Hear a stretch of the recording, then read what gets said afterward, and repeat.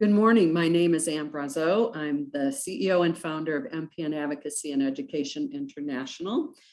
We are with you here today for a webinar with Dr. Naveen Pemmaraju from MD Anderson in Houston, Texas. And we are so happy he's here with us. He's going to share some brief comments about the novel treatments for MPNs and what's happening in combination therapies and so on. And then he will answer all of your questions. We have so many here already, but please feel free to send your questions through a chat, and Mallory and I will pick those up and make sure that we ask him those questions before he leaves us in 1 hour. After which we will hear from our industry partners who make all of this possible, and they have great news to share as well. So without further ado, please welcome Dr. Naveen Pemmaraju. Thank you for joining us, Doctor. Oh, wow. Thank you, Ann, and a team at the MPN Advocacy and Educational International. I've long been a fan of Ann and her team for platforms exactly like this. This is very live, very unscripted. Want to be able to, after 3 years of pandemic, as Ann and I have discussed, to continue the dialogue and discussion, not just among doctors and experts. I think that's okay. But actually to bring that information straight to you, not only the public, but patients, caregivers, advocates, family members, all stakeholders who are affected and involved by an MPN. I meet with you here in this 2023 in a time of great strife for many, but also a hope and optimism.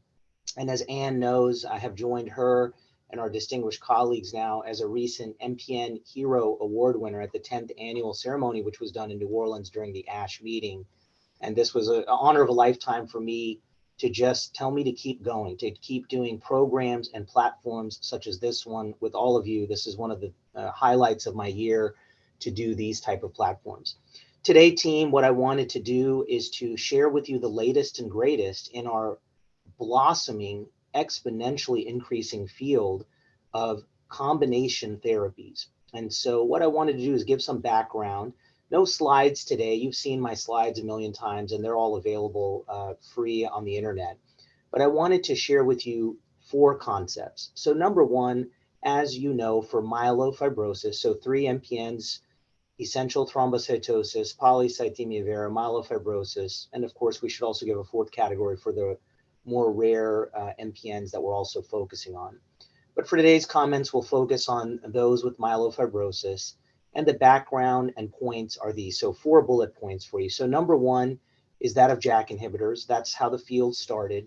We are now crossing the 11-year anniversary mark of the first JAK inhibitor, which you all know as ruxolitinib, JAK1, JAK2 inhibitor.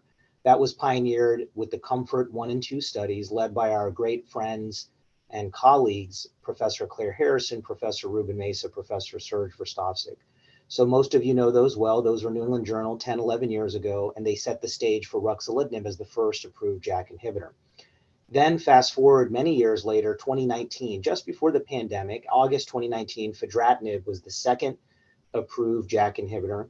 And then amazingly, a 3rd JAK inhibitor, pacritinib. Just now we're crossing the 1-year anniversary of that in 2 weeks, so February of last year. So 3 JAK inhibitors, Rux, fedratinib, pacritinib, with the 4th one hopefully being considered and hopefully we'll have available by summer or fall of this year, and that's momelotinib. So 3 JAK inhibitors approved, a 4th one already positive phase 3 results awaiting. So that's the background. As a monotherapy, as a single agent JAK inhibitor, this has transformed the field, giving lots of nice options for our patients, improving the quality of life. That's the MPN symptom burden score, our great friend Ruben Mesa, who pioneered that, but also shrinking the spleens and possibly even overall survival improvements in the long-term patients who receive these inhibitors, particularly in the intermediate high-risk patients. However, given that great success, one of the reasons we're meeting here is that there have not been many cures with this modality alone. Single agent therapy, in most cases, does not reverse the bone marrow fibrosis, does not make the disease go away forever, and we still have patients who have to drop off for toxicities, infections, side effects, transformation, AML.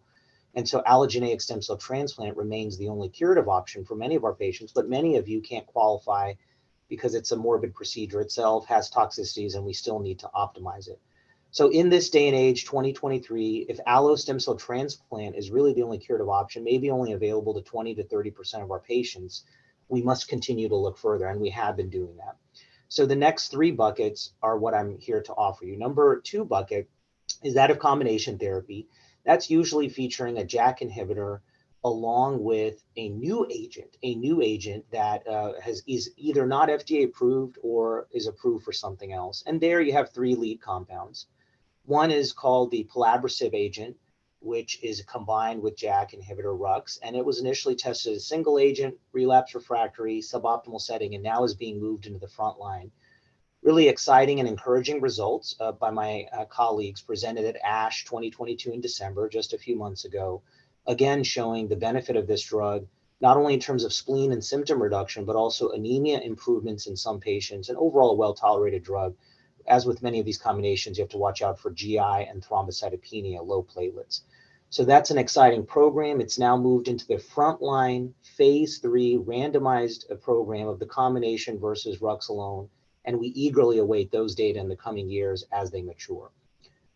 Number two program in this combinations bullet is that of navitoclax, BCL-XL inhibition team. That's another one of these new pathways that our scientists have found that may be very active in myelofibrosis, maybe myelofibrosis going to the more advanced stages such as AML, brand new pathway, no FDA approved drugs yet. So the navitoclax is an oral agent, one of the lead compounds in this area. And I am part of this study directly. And what we did is the same approach that you heard with the BET inhibitor, which is single agent, relapse refractory disease, suboptimal combination, which is also called the add-on strategy, which we published recently in the JCO, Professor Claire Harrison and myself. And then based on those encouraging safety and efficacy, once again, moved into the frontline setting. And Dr. Passamonti, Professor Passamonti from Italy, showed those updated data as well at the ASH meeting, again, showing that the frontline combination in the phase 2 setting, 30 patients, shows both safety and efficacy. Importantly, both of these combinations are showing a fairly significant improvement in the spleen size reduction as compared to Rux alone.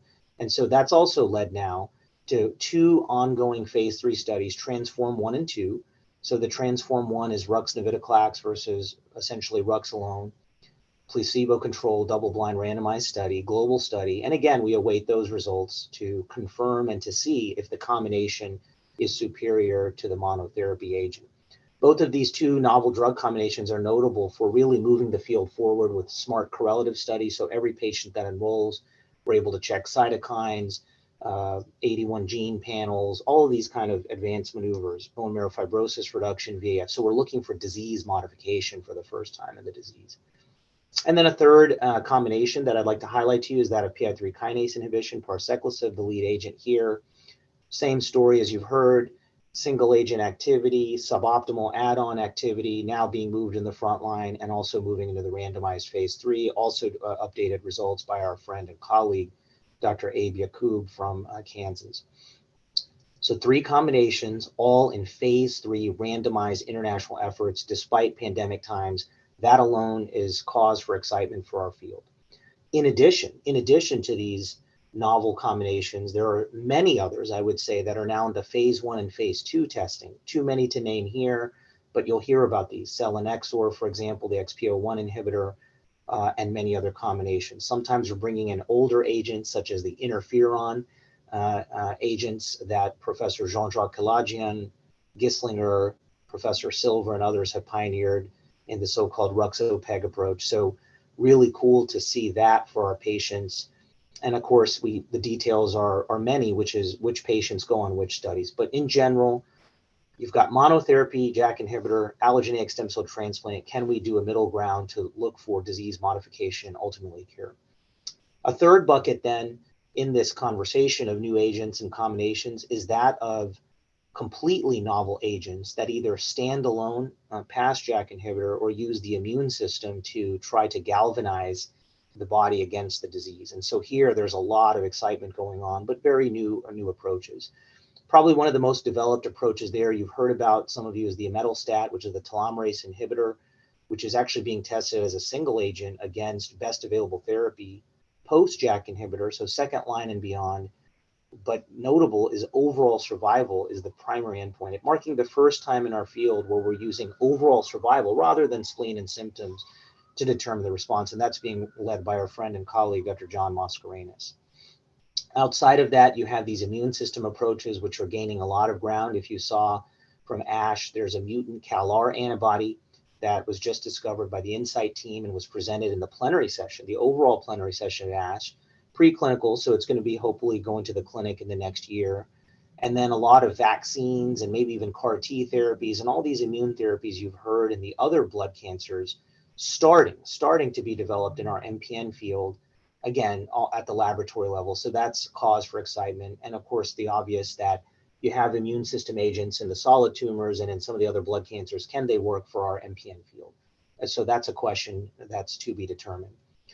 And then yet another category, I promised you several bullet points here, is that of anemia. So you're looking at agents that can either stand alone or most likely in the real world combined with JAK inhibitors or other myelofibrosis approach. And that's become its own field. As many of you know, many of you suffer from needing transfusions or other agents to boost up your blood counts, either because of the disease itself or because of the JAK inhibitors or whatever else is causing the anemia or other comorbidities. And so there, I'm happy to tell you, and again, all updated at ASH meeting, is a ton of agents out there that are in clinical trials that are looking to boost up the anemia. So luspatercept, for example, led by our friend Aaron Gerds at Cleveland Clinic. You have other anemia agents, older agents such as the danazol, which was the control arm in the momelotinib study, so on and so forth. And even JAK inhibitors themselves, the newer ones, pacritinib and momelotinib, for example, aim to try to not only be delivered in the setting of cytopenic MF, but also help to raise the anemia, maybe the thrombocytopenia in these agents. So again, combination approaches, JAK inhibitor plus a novel agent, focusing on only the novel agent after the JAK inhibitors have been given, or JAK inhibitor plus anemia agent, and then of course, JAK inhibitor plus or minus the immune system modulators. These are a lot of different categories. I can tell you confidently, we didn't have many of these 5 years ago. So it's a testament to all of you out there, patients, family members, advocates, our stakeholders across pharmaceuticals and nonprofit organizations, and then a real MPN community that I'm honored to be a part of, both in real life when we meet in the meetings, online, social media on Twitter, and through ongoing discussions. And so with this, I'd like to conclude my opening remarks here. What I think will be a great use of time is to invite Anne and our panel to join me in a live Q&A with all of you. And Anne, this is kind of my favorite part of these, to do this with you. Anne, back to you. Thank you. Thank you so very, very much. That was so informative. And a question that popped up right away was, and you kind of mentioned it toward the tail end of this, about interferons. And, pegylated interferon's been around now and accessible, however, very expensive. And there's lots that go into actually accessing PEG interferon. But the question that popped up was, when do you prescribe an interferon, and which one do you prescribe? Because we now have Besremi, which is specifically for MPNs. Well, I love this question because I didn't get to mention polycythemia vera and all the development, so that's great. So this is an important question. I would title it as what's old is new again. We know that the interferon agents have been around for 40 plus years. Dr. Silver in New York has been the great champion here in America. And this questioner is absolutely right. The regular Pegasus that was several times a week injection, moving into the pegylated, the Pegasus that we now use, really was used for a whole host of diseases, solid and liquid tumors. You can go back, head and neck cancer, CML, you name it. I think in the MPNs, it has a very special space because it really looks to be one of the first agents that really led to immune modulation, disease modification. As we saw with the Ropeg interferon, the Besremi, which you nicely mentioned, a really great, important study to mention. This was specifically in patients with PV, and it was a long study testing against hydroxyurea, which is great for us, something that we all use in the real world. And with 7.5 years, really long-term follow-up, which I praise the European investigators for, they did show that the Besremi, the Ropeg interferon, appeared to be superior in the endpoints for the PV. And so it did get FDA approved here in the US based on those results, interestingly and amazingly. And I have prescribed this agent in the clinic. It's a nice improvement. It's only every 2 weeks injection over the 1 week of Pegasus. It can branch out to once a month after a year or so of therapy. It's got a nice dose escalation program. I would say, so it gives us another option in PV over the standard interferons, and it's actually FDA approved, right? Some of these other interferon agents are not, and so requires the prior authorization, denial, all those process. The second aspect of this, also in PV, we should mention there's a lot of excitement now. So after many decades, PTG 300, which is the rusfertide agent, the hepcidin mimetic, it's a different mechanism, but it aims to try to restore the iron homeostasis in patients with PV. That's in active phase 2 trials, which are completing, and now a global randomized phase 3 trial, the verified trial with the Protagonist team. So I think this question is good. Now for myelofibrosis, which I think is more the interesting topic probably for today, yes, there are several proponents to giving the interferon agents, usually in the earlier stage, the less advanced, the earlier myelofibrosis. We saw data from our great friend Hari Gill, which showed in the pre-fibrotic MF. So that's a category that's maybe in between, if you'll allow me to say in layman's terms, ET and the overt myelofibrosis, a new provisional category that we're all learning, pre-fibrotic MF. So there is some evidence that maybe early intervention there with the interferons can be helpful. And then of course in the early MF, as Dr. Silver has shown many times. The problem, of course, as we all know, for the patients out there, for the caregivers, sometimes the interferon agents can be tough on patients. I try to start low and go slow, try to educate in multiple sessions, try to really watch out for the psychiatric and autoimmune and thyroid and liver side effects, and try to plan for them. The advantage with the later advanced interferons is that you see less and less, but it's still a class effect and still can be serious. So that's the ongoing question. Then finally, and the other issue is, can you combine the interferon with other agents, especially given its known toxicities? And amazingly, that's what we're seeing. This Ruxo and interferon combination we've seen now a couple of times, mainly led by our European investigators, is shown to be both safe and efficacious. So we'll have to see where the field goes. But I would certainly say, let's not forget about interferon products for disease modification, a drug that's been around for so long. Thank you for that. And you know, this begs the question. I saw another question come up here, and that is, and having been in the space for 20 years, I will say that I do notice that there really isn't a consensus, if you will, on treatment for new patients. Let's say I'm a new patient, I have no symptoms. The ET or PV or MF was discovered through a blood test, and I'm feeling great. And as soon as I hear that I have something, I start to think, oh, I am a little tired or whatever. But because this is, I see it over and over again. What do you think, your perspective, when should a person start being medicated? Yeah, excellent. We wrestle with this every day in the clinic because the academic textbook answer doesn't always line up with the patient situation and goals. So we've attempted to try to answer it, and I think it's such a great question. So in ET and PV in particular, where many patients still today, actually more patients over time, will be diagnosed incidentally, as you said, without major symptoms, maybe an astute clinician noticing a blood count abnormality, maybe someone changing insurance, new job, physical, the whole works, and we're diagnosing so many more young people with these MPNs. I think you nailed it. I think this is important. We've come up with a crude measurement, which will be updated over time, but the one that most of you know is still what we're using in the clinic today, which is the low risk, high risk model. High risk being defined as only 60 years and over, which is the great majority of our patients. So 60 years and older, or if you had a prior blood clot. Two quick, simple questions you can ascertain within the first 5 seconds of meeting someone. If yes to either of those, then you would call for medication, cytoreductive therapy. The standard, as you know, has been either hydroxyurea or an interferon-based product, pluses and minuses to both, randomized trials ongoing to decide one or the other. Now, if you're younger than that, then there's still some exceptions. What if you're young, but you are very symptomatic, or you have a big spleen, or you have some high-risk molecular mutation or something? Then, of course, that's a discussion for early intervention, and many of our patients qualify. I think also the other concept is preventing thrombotic factors such as heart attacks, strokes, et cetera, and so that's where your baby aspirin comes in.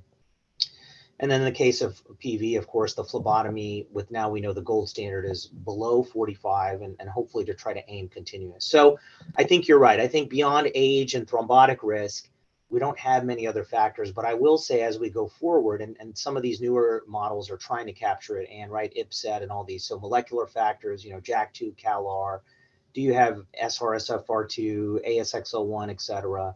What's your transformation risk to AML? So et cetera. So I think we will have that. I think what we envision together, you and me and everyone on here, is a personalized model. You see a new patient, they're 63 years old. Yes, they meet the criteria by 3 years, but man, they have X amount of going for them. Maybe those folks don't need it, or maybe early intervention harms them. We're not there yet, but I think we will get there. And then finally, I want to say in myelofibrosis, really the same thing. We always talk about treatment. Here I just gave comments on combination therapies and stem cell, but what I didn't mention is that there is a scoring system, as you know, IPSS, low risk, intermediate 1, intermediate 2, high risk. The majority of these drugs that are out there are approved for intermediate to high risk. That means that there's a significant portion of our patients who are low risk, who are below age 65, who don't have a high white count, don't have anemia, don't have low platelets, don't have high risk cytogenetics, don't have circulating blasts. And those, many of those patients can be successfully either observed closely or supportive factors or clinical trials for early intervention. So I love your comment that not every MPN patient needs treatment, and there are some risk scores to go through to help you determine that. Thank you for that. Would you recommend a bone marrow biopsy yearly? This question comes up very often, and we hear from patients that say, oh, I have a bone marrow biopsy probably 3 times a year, and I'm shocked because I just can't believe it. And, but what do I know? And so, I guess I think I know the answer to this, but would you mind answering? Sure. No, this comes up a lot in my own clinic and when we all discuss. It's changed over time. So the answer now is no, you don't need a bone marrow yearly. But I will say this, 10 years ago, maybe even 5 years ago, I think a lot of us were. I think the concept is that the clinical trials, the problem, and I write some of these trials, so please allow me to put myself in this too.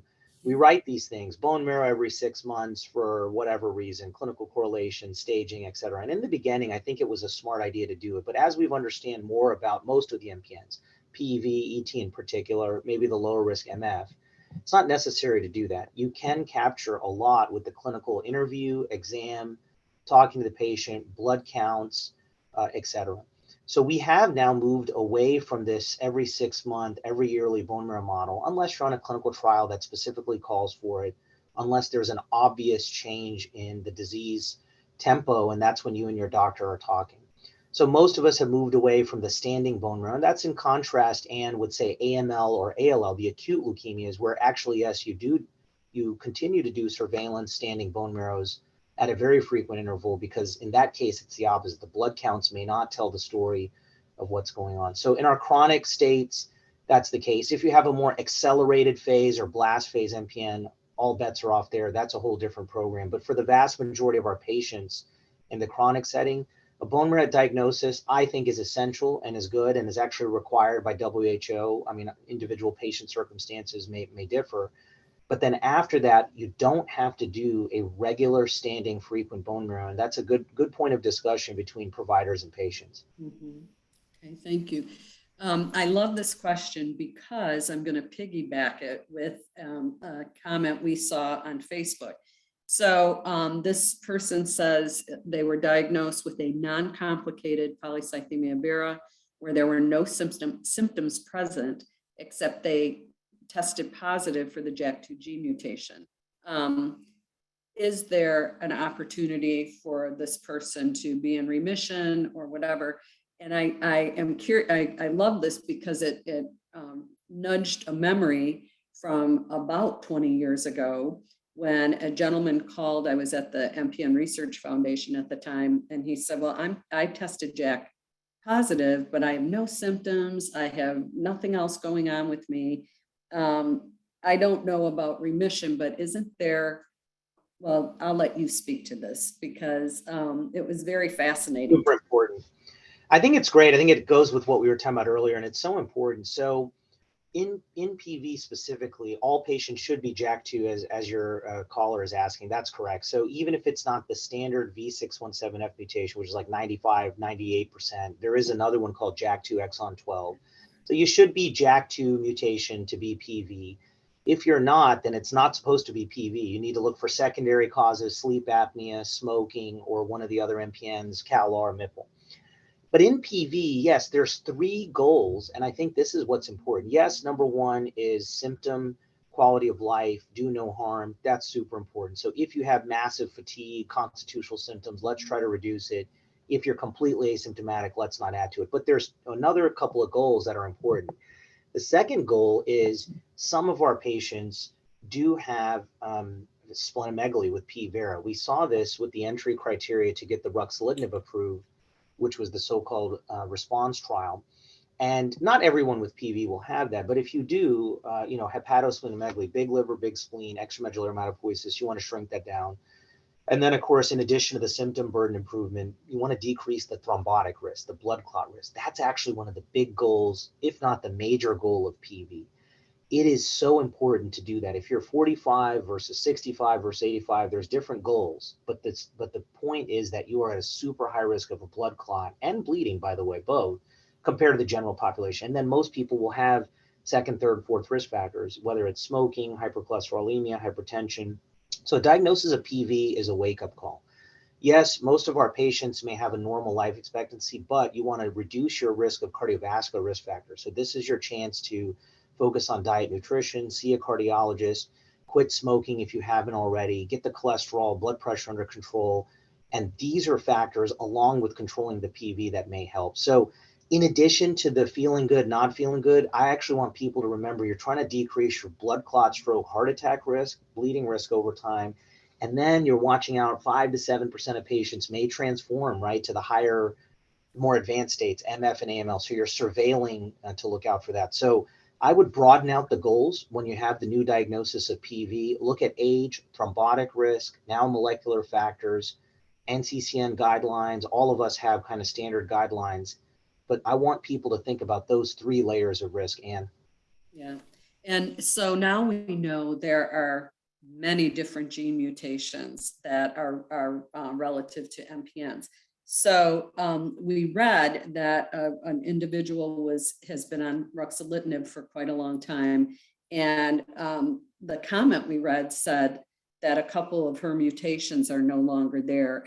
And I was kind of shocked by that because I thought mutations are mutations. They don't just go away.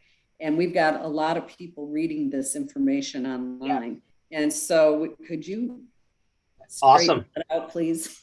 It's almost like you and I know each other well, but it's almost like you came to my clinic last week, and it's just amazing. So I'm really blown away by these. They're so realistic questions. Yeah, I do have a couple of comments because we are seeing that. So it may be of interest to most of your viewers. This may be the most interesting thing of the session. So a couple of things. What you said is 100% right.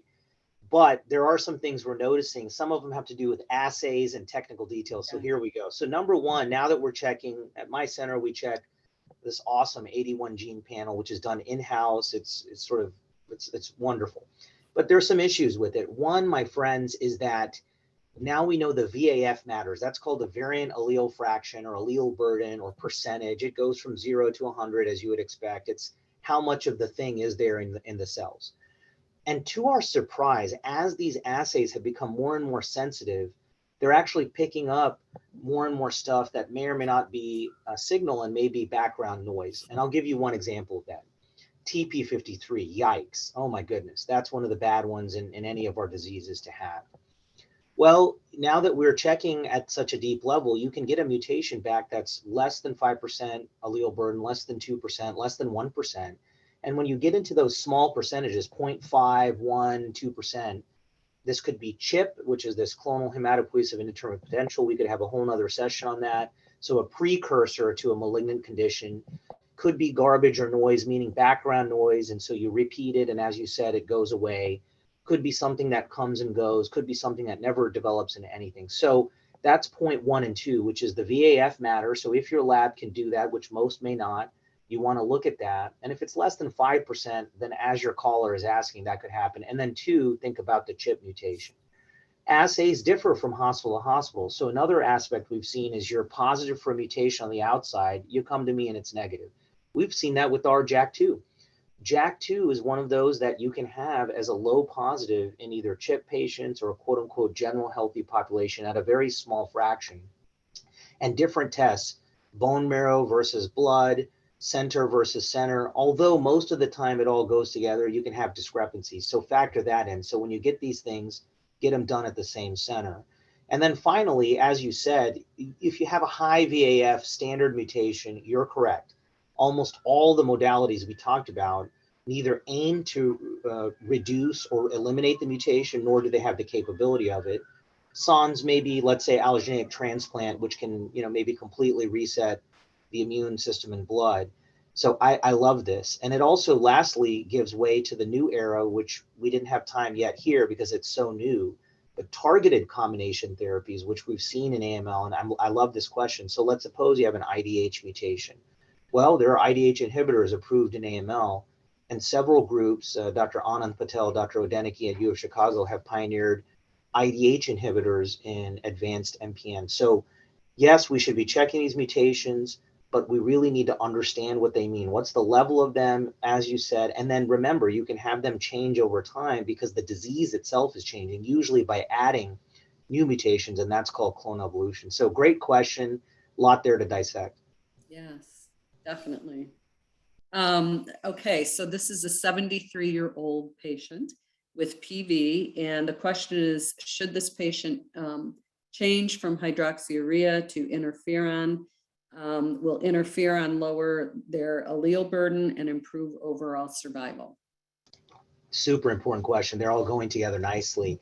So as we said, if you use kind of the old standard that we're still using, age over 60, fine, prior blood clot or not. Okay, so this patient is already called high risk, argue or not with the terminology, but that's the word we use. So we're doing cytoreductive therapy. The goal in the standard of care setting still is what we would call triple therapy. So baby aspirin, phlebotomy to get you below a goal of 45, and some cytoreductive therapy, hydrea or interferon. Nowadays, what we're really seeing is the goal really is below 45 or the hematocrit, and try to make people phlebotomy free. It's hard to do that with standard agents and with people getting blood count checks every 3 months.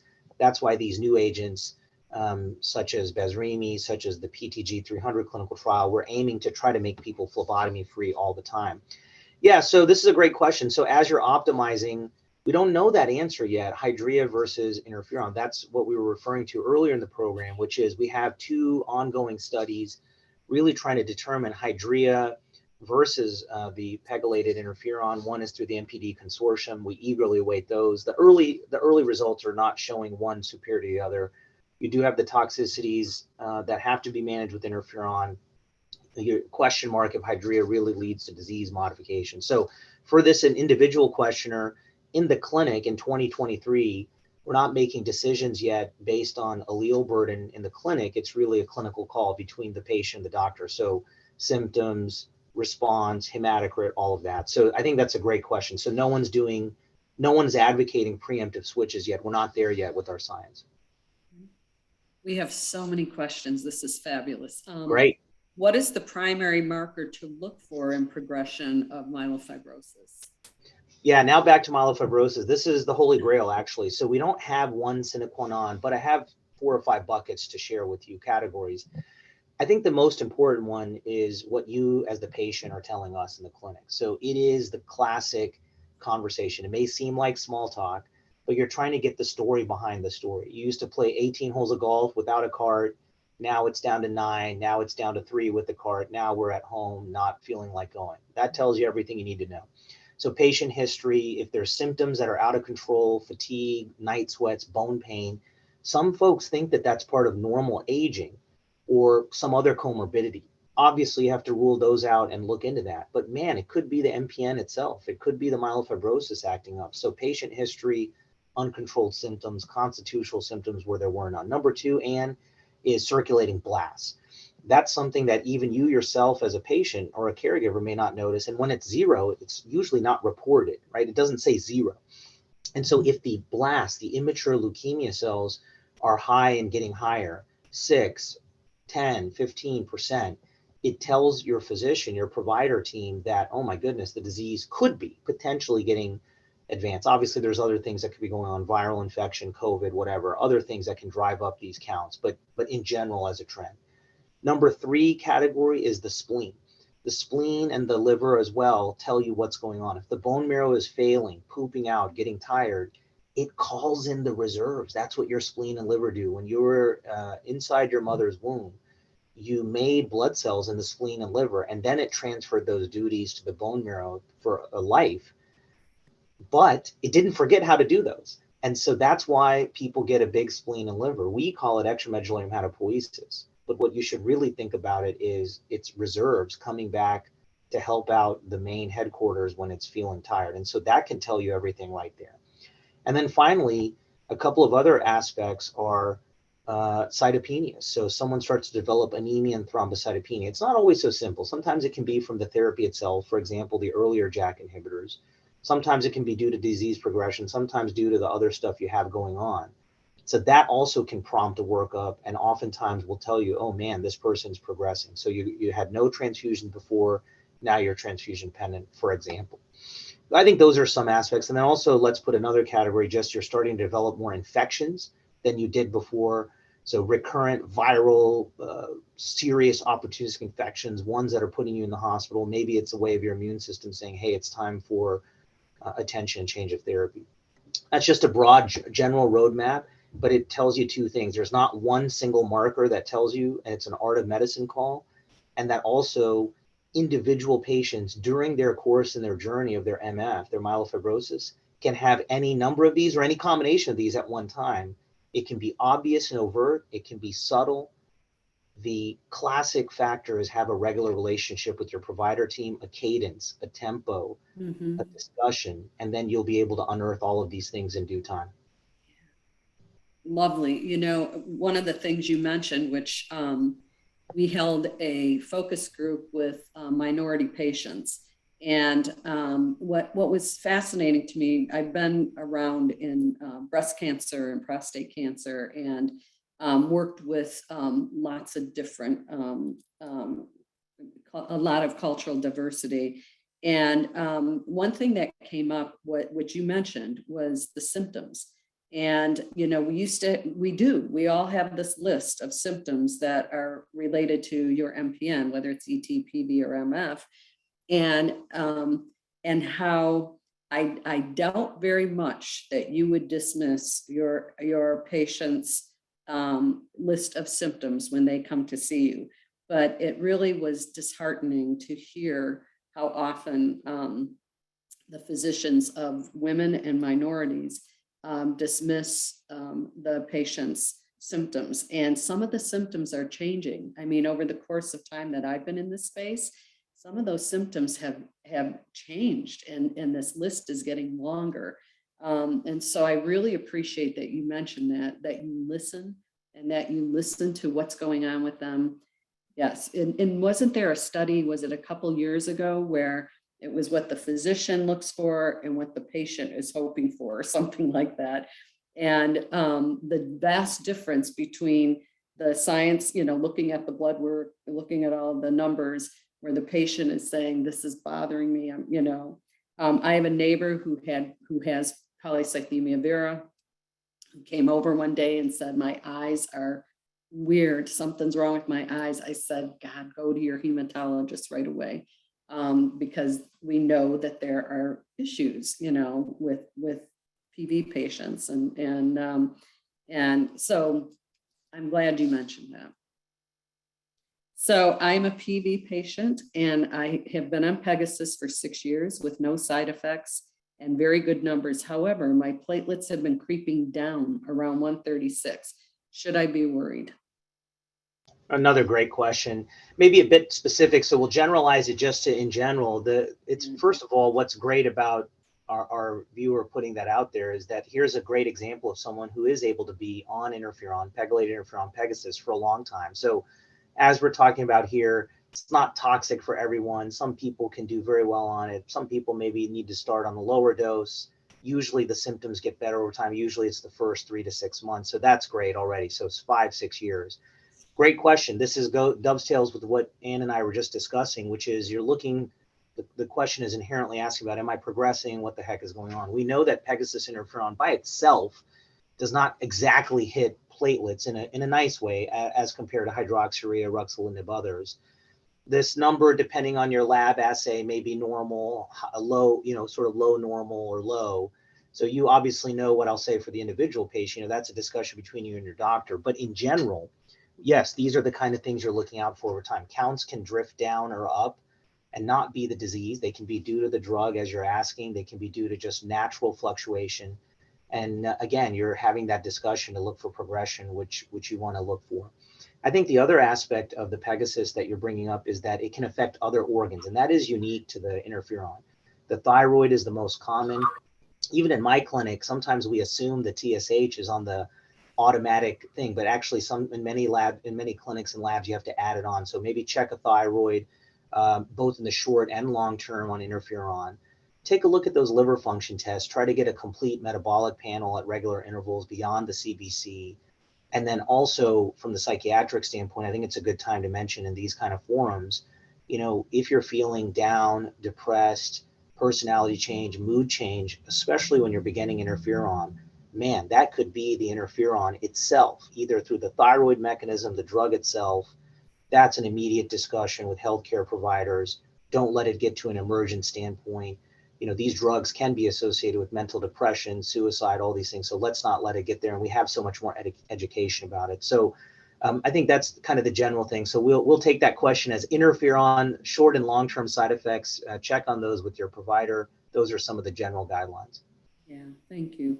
And what are the current studies? I know you mentioned some in ET, and I bring that up because, believe it or not, when I first got in this field, ET was kind of pushed to the side, and oh, if you have ET, you're fine. Well, it's quite the contrary with many of our patients, and more often than not, the younger patients that are being diagnosed, there seem to be a huge cohort of younger patients with ET, and not with PV or MF, although they exist for sure. But anyway, so what current studies are being done in ET? Good, Ann. Yeah, this is great, and you're right. We've almost gotten in the habit of leaving off ET because of this exact point that you said. But I am proud to tell you that there's some exciting programs going on for our listeners. Maybe 3 I'll highlight, with obviously more that you can look up. But one is the drug that you already know well, which is ruxolitinib. So it got approved, as you all know, for intermediate to high risk MF, changing the whole field forever. It also has an FDA approval, US FDA approval, for polycythemia vera, sort of advanced disease, post-hydroxyurea intolerance or failure. That now has 5-year plus follow-up data, and that's available to most in the clinic. But the ET studies, you may be wondering, man, did they ever check for ET? Actually, yeah, we did. Multiple studies. Professor Harrison, UK, one of the leaders of this, and it was sort of mixed results. That's how I would like to describe it. It met some of the endpoints, not some. And in ET, most of these patients, you're not able to measure overall survival in some of these super long-term endpoints. So it didn't yet get the FDA approval. It's out there. Obviously, people use it off-label, et cetera, and that's between patient and doctor. But so the ruxolitinib is still undergoing active investigation as an agent in ET. Number 2 is the ropeg interferon, the Bezremi, which you nicely mentioned. Again, remarkably, has US FDA approval for PV. Obviously, people will use off-label, but for the clinical trials, those are ongoing. So let's await those and see the evidence base. And then finally, we didn't mention yet the LSD1 inhibitor, bomedemstat, which is a new one for many of you out there. That's an oral drug. It was first initially tested in both myelofibrosis, but also in earlier forms such as ET. And that data has seen some updates as well. So it's an oral drug. It's a completely different mechanism than anything we've talked about before, LSD1 inhibitor. So also in this sort of newer pathways beyond JAK inhibitor, we'll call it. Now, what's going on there is that's also in clinical trials specifically now for ET. So you've got now several drug programs, usually either tested in the myelofibrosis space and then brought into the earlier, or in the case of interferons, directly tested in PV and ET. And I think that gives a lot of hope to folks. I think majority of these clinical trials are for more what we would call advanced ET patients, which hopefully most of our patients are not. But yeah, if you have a new diagnosis of ET, there are several clinical trials worth looking into, particularly even in the newly diagnosed, for your availability. So there's, we hear all about the JAK2 mutation or JAK mutations, and that the drugs are JAK inhibitors. And what about the other mutations like MIPL? And are these drugs also targeting those? That's a great question. I think we need to start off all these sessions with that. So they do. So the good news is with the JAK inhibitors, they don't hit just the JAK mutation, they hit the pathway. And I think that's important. The great readout from that means is whatever kind of MPN you have, ET, PV, MF, and whatever mutation you have out of the big three drivers, JAK2, CALR, MIPL, maybe strangely, serendipitously, interestingly, it's all basically the same common signaling pathway, this JAK-STAT pathway, which influences blood cell growth, differentiation, alive or dead. And if you think about it in the most simplistic terms, this blood cell pathway is like a light switch that's just abnormally turned on all the time, nights, weekends, holidays. It never burns out. It's immortally on, and that's not proper. It should turn off and on to give chance for cells to rest, die, grow properly. And so regardless of these big three mutations, interestingly and amazingly, these medicines all work. So that applies to the three approved JAK inhibitors and the fourth one coming hopefully soon. Now, because all these mutations are there, can we go a second level and target the mutation specifically? That's what folks are working on. So there are investigators and companies working on JAK2 mutant specific inhibitors.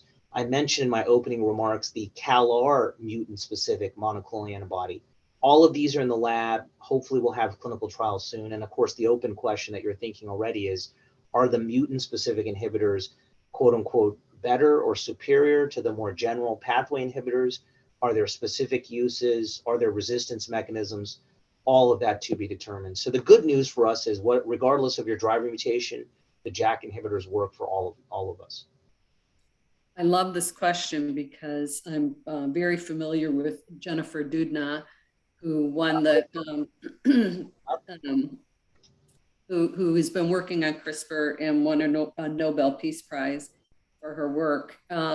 So how realistic are CRISPR modifications to reverse genetic mutations? Well, I can tell you proudly that we've started to discuss this. It went from, if you'll allow, science fiction, and I mean that in a very aspirational, complimentary way, to now science. Dr. Doudna, in particular, being the pioneer of the so-called CRISPR technology, everyone has heard about this in all circles. That's just one of the most wonderful stories of our time. Basically, it's gene editing is the name of the field. You're already seeing it working in the early stages in the single gene mutation diseases such as sickle cell anemia, thalassemia. That's been heartwarming to see. I hope and pray that those continue the way that we've seen in the early studies. That would be an amazing cure for so many difficult to treat diseases that affect so many people worldwide. In our heme malignancies, obviously, we're a little bit behind that because of the heterogeneity of the disease, the complexity, and potential toxicity and side effects. So I think my short answer is yes, these are hopeful things that we are starting to look at. Gene editing as a class, sure, CRISPR colleagues, I can tell you Jeff Tyner in Oregon, and one particular colleague I work with is actively looking at these kind of models in the lab. So, let's let folks do these things in the lab, see if they can work in those models, and then eventually maybe we see them in human clinical trials. So we're not there yet, but it is on the docket, and it is simply exciting as the question is asking. This patient's spleen has begun to start growing again. I don't know what medication they're on. Sure. Do they need to worry? Sure. I think it's a good question. I mean, I think basically we'll just say, as we've talked about earlier here, it's important to mention the spleen. The spleen kind of both gets a lot of press and not enough press. So in the early days of JAK inhibitor development, this was the first and foremost endpoint. And the COMFORT trials, when you go back and look, it's interesting. They decided then 35% spleen volume reduction by imaging, SVR 35, as you and I call it in the field. or roughly relates to about 50%, half reduction by palpation, by a good old physical exam. That's what was put forward there. That's what was agreed to, and that's what all the trials subsequently have followed. Roughly, again, it translates to, if you're just doing in your own clinic in a non-clinical trial patient, 50% reduction. So in a very large spleen, in a patient where it's easy to access, easy to replicate, you're pretty confident over 10, 15, 20 visits, then sure. An enlarging spleen, which is obvious, it is cause for concern, as we've been discussing. It needs to be evaluated with the patient and provider. The problem with the spleen is the subjectivity of it, as we know. Not everybody has access to imaging, for goodness sake, especially if you're not on a clinical trial. Somebody has to pay for it. You have to get it. You have to be able to be in an area. If you're relying on only your physical exam or the patient's report, what's the size? What's the quantification? Are there other factors, body habitus, comorbidities that don't allow for a proper spleen size measurement? And then what are you going to do about it in that general? So obviously, spleen size increase after reduction, symptom burden increase after reduction. Yeah, those are two of the top things that we talked about in the categories to look for, and they should prompt a further workup personalized to each patient. Let's see. I have a million questions. When would you recommend a stem cell transplant for patients? Yeah, we have to talk about it. We have to. The excitement for the novel agents is there. I presented those to you, and we all would prefer to take a pill or two rather than go for a procedure that has an inherent morbidity and mortality. Having said that, I want to make sure that everyone gets out of me today that allogeneic stem cell transplant is the only curative modality that we have for myelofibrosis in 2023, period, end of story. There's no other doubt about that. The problem with the allo transplant is, well, first, the benefits. The benefit is that we've increased the donor pool.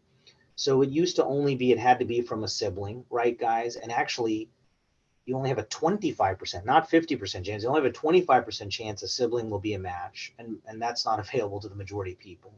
Then we said, okay, we can go to the donor pool. Anyone who can be, we encourage people to be donors, but the donor pool is only several million people. It's not an unlimited pool of people, so match or not. But then we've extended it beyond that. Haplo transplants, 9 out of 10 mismatch. So a lot of people have donors. But the problem is, as we get older, as we accumulate comorbidities, if the disease is too advanced, it's very difficult or impossible to do the transplant. And then after it, engraftment issues, GVHD, graft versus host disease infection. So I would say allo transplant is fantastic for those who are able to succeed with it. But because it's only available to a small group of patients and has a high toxicity load, we need to pick who are the ideal patients for that. What we've agreed on as a field are 3 categories of patients. One is those who have intermediate to high risk disease. The higher the risk disease, the more likely you may need this because your transformation risk to AML is very high. 2 is the young fit patient with maybe more intermediate disease. So that's a discussion between the patient and doctor. And then 3 is the patient with something beyond what we've seen in the traditional scoring systems, high risk molecular feature, high cytogenetics. And obviously the later scoring systems have captured that DIPS plus, now the new MIP70. I think as stem cell transplant becomes more widely available across the world, less costly, less morbid, less mortality, easier to do, yes, you will see an increase in that. I particularly hope that we get to a point where we have a combination of drugs or immune system approaches that don't necessarily require the transplant. Let's always have that as an option, that maybe we can cure the disease one day. But right now, that's our only curative way for the intermediate to high risk patient or one with a high risk molecular mutation. I'm happy to say that I know many that have had a transplant that are doing very, very well. I mean, not message we need to get out in the grander scheme of things, but I mean, I would say quite a few that have done very well. Can primary myelofibrosis fluctuate between high risk to intermediate? What a great question. The answer, interestingly, is yes, isn't it? Right. So the IPSS score, the International Prognostic Score, Cervantes et al., now over, gosh, it's probably 10, 12 years old, was really meant to only be done at diagnosis as a one-time stationary kind of a thing. And that's the classic one that many of you know. So sort of age, anemia, yes or no, leukocytosis, so high white count, yes or no, circulating blast, constitutional symptoms. In fact, those are the only 5. That is the exact IPSS, what we just said there. Okay. So that's fine. It's a good measurement. It was before JAK inhibitor therapy era, right? So it kind of gives you the natural history approach. If you're low risk, survival usually in decades, intermediate risk, your survival is a little bit lower, risk of transformation AML a little bit higher, and then high risk is a really dire situation measured in years. Fine, we all know that. We use that in our shorthand. What I like about the next 5 scoring systems, they're more dynamic. In fact, the DIPS, DIPSS and right, is the word dynamic. And so it reflects what the questioner is asking here. Yeah, you can change over time. Usually, unfortunately, it's probably, to the higher risk, but you can imagine there are fixed things that don't change, right? So age, okay, obviously, but yeah, circulating blasts over time can go up and down. White blood cell count can go up and down, anemia, constitute. So essentially all these other ones. The fixed ones, though, usually won't, right? So cytogenetics, molecular, age. So, it's kind of a tale of 2 cities there where you have enough fixed factors, which once you're in intermediate to high risk, obviously, you'll stay there if those are the factors, but the other ones can vary. So that's where these dynamic scoring systems, the MIP70 molecular scoring system, I think that's where that comes in handy, and not just on the clinical trial, right, guys? I think these are helpful for you and your patients to use in the clinic. Patients themselves can look it up online. It at least gets the discussion going. You still have to personalize it for each patient because you may have heart disease or something else that makes things different. But yeah, so I would say yes, they can change over time, and that's why you need to use these subsequent dynamic scoring systems, not just the initial one. So we get this question a lot with patients that have been on hydroxyurea for a long time. And, many of them without major side effects, but this patient in particular says, I've been using hydroxyurea. Is it safe to continue taking it after 15 to 20 years? Oh, what a great question. I think it's one of the important questions of our time. So, this is a hot debate in our field. So I always give you transparency. As you know, you and I have known each other for many years now. So this is one of those controversies. It's a hot area. There's no good answer, no right or wrong, but lots of passionate debate, as you well know, and you've seen some of it. There are several folks out there, respected colleagues of ours, who do feel, and they are worried, and you'll read about it online, you'll talk about it in your support groups, and I think it's a reasonable concern, right? Because it's a cytotoxic drug, it's an older drug, it's been around forever. I would say the good news is that by and large, almost all the studies are not showing an increased risk of cancer per se with this drug. The problem and confounding factor is that after 15 to 20 years, you're 15 to 20 years older, you've accumulated more comorbidities, your disease has a longer chance to transform. So that's a tough confounding factor. On the other side of it, I would say whether or not it has any toxicities, the real question we have, Anne, is it really leading to long-term disease modification? The original goal of hydroxyurea, which has been accomplished, is to reduce both the uncontrolled blood counts and also to reduce the thrombotic risk, the blood clot risk. So it does those. But are you modifying the disease at a level that warrants being on the drug for 15, 20, 30 years? We just don't know that answer. I will say that at least for an early answer, let's stay tuned to the interferon versus hydrea trials, the 2 that we mentioned, including the MPD consortium trial. And then lastly, I like the question about long-term side effects. There was a worry in our field that perhaps the JAK inhibitors, for example, led to an increased risk of lymphoma. So there's a European study that showed that. I myself, along with Serge Verstovsek, published a counter letter in Blood, and then there was an editorial that said that probably these agents don't cause an increased risk, but that we need to observe if it's the disease itself, the genetics of the patient, comorbidities, and whatever we treat our patients with, we need to be on the lookout for secondary long-term side effects. I think overall, there's a safety profile in the case of hydroxyurea over decades, and it's been used in both classical diseases and malignant. But I like the questioner's, viewpoint. So I would say keep always on the lookout. Keep your regular cancer screenings, discussion with your physician. But in general, most of us in the field have not observed direct long-term toxicity in second cancers from hydroxyurea, although it's a serious debate and will await longer-term studies. The most long-term studies are in Italy and Europe, where they've followed people for 20, 30 years. So we'll await those studies. Yeah, and I think that's great. I think, John Mascarenhas's work on, just looking at overall survival and following patients for so long. I mean, I know patients from when I first started in this field that were in their 40s, 50s, 60s that are still alive and well. We've lost some, regrettably, but so I have two questions here from people in their 80s. So I'm happy to say this because I want the younger people that are listening to this today to understand that you can live a long, very productive, very wonderful life with medication. It's a chronic cancer, chronic disease, and if you're lucky enough to have a good hematologist and good set of docs following you and helping you, and with these educational programs, I think you're in good hands. But from the 82-year-old, I am an 82-year-old with ET, JAK2 mutation. I've been on hydroxyurea and aspirin. I'm experiencing now an increase in fatigue, weight loss, night sweats, and many other symptoms. How do I determine if the symptoms are being caused by my age, ET, or medications? And we kind of talked about this. We did, right? It's great. Yeah. It's great. No, this is what we should be talking about here. Yeah, so you can't, right? So the answer for our caller here is that you cannot, and we can on the healthcare side. So that's where you got to go and get checked in. Ann was nicely mentioning your eyes are puffy, something's going on.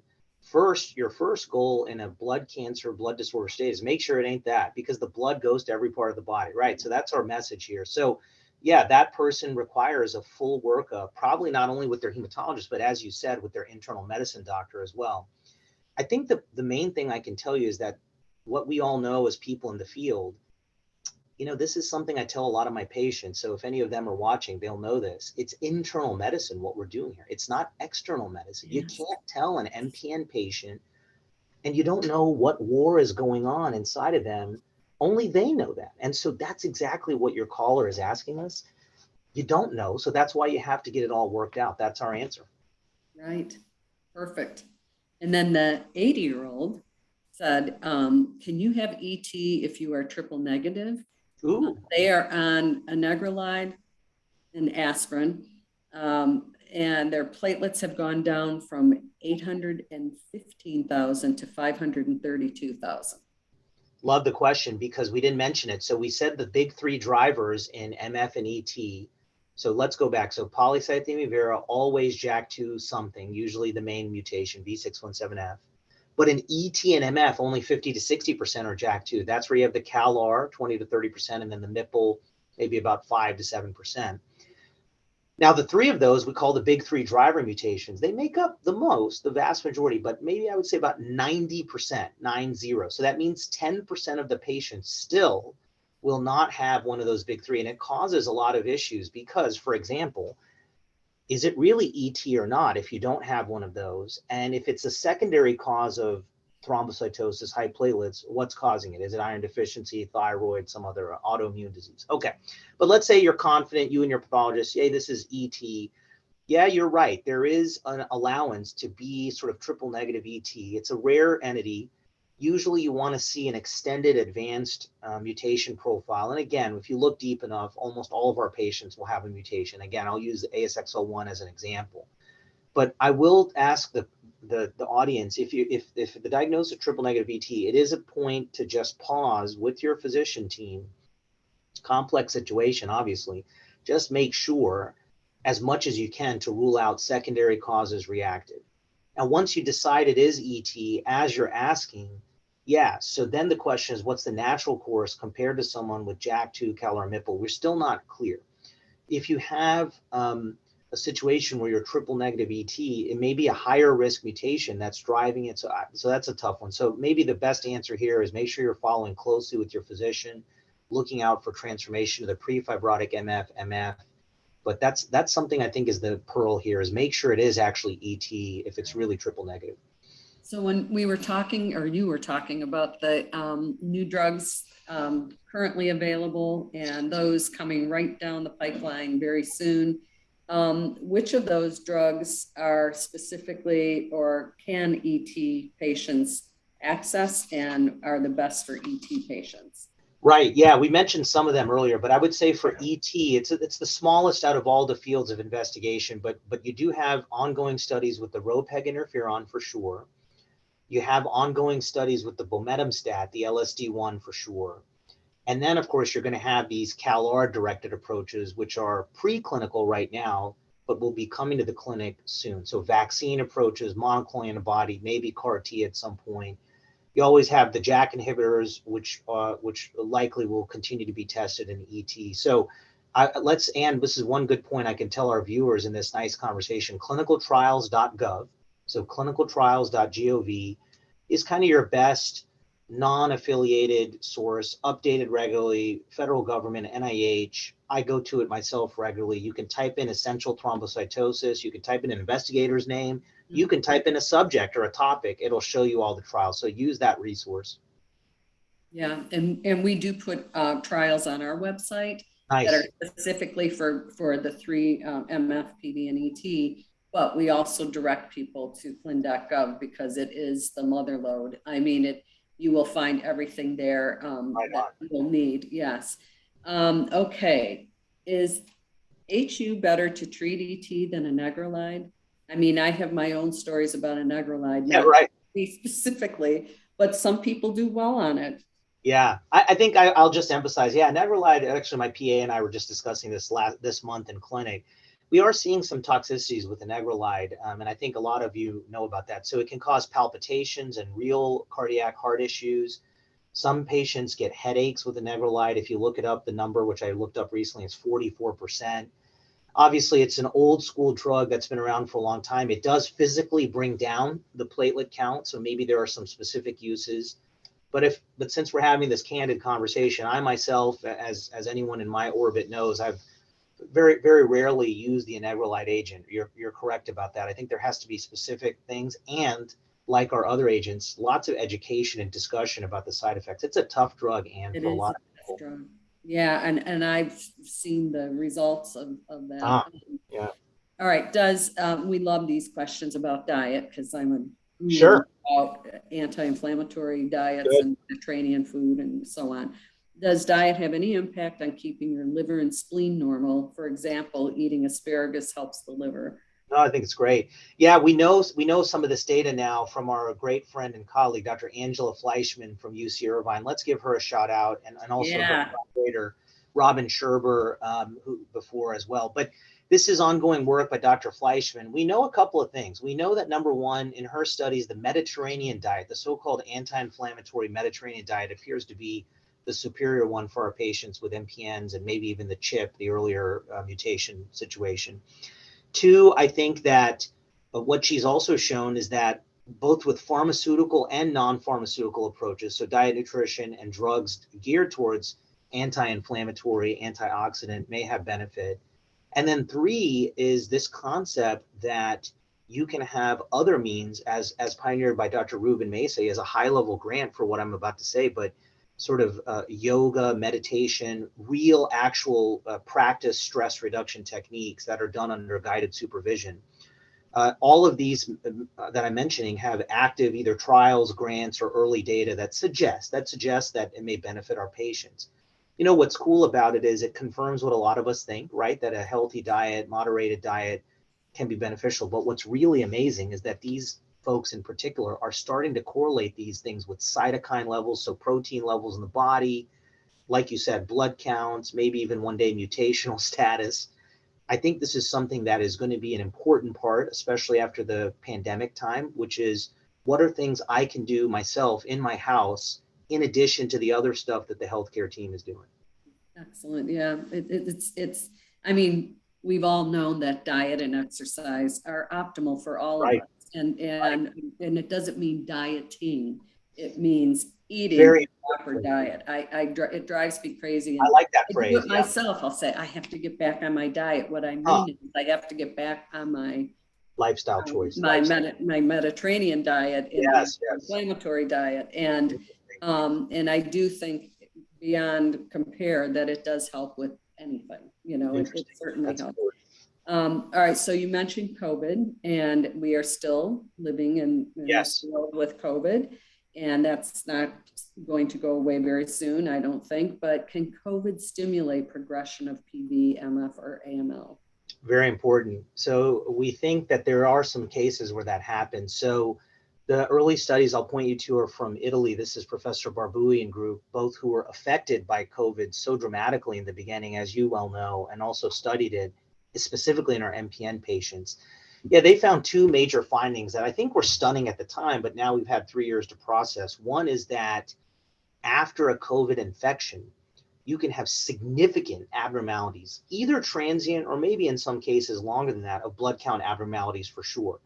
So either looking like progression of your disease, by the way, both solid and liquid tumors. So lymph nodes that look like they're enlarged, blood count abnormalities, thrombocytopenia, whatever. And that's either after the vaccine or the infection. Those mostly were found to be transient and, with observation and time, either reduced or relaxed.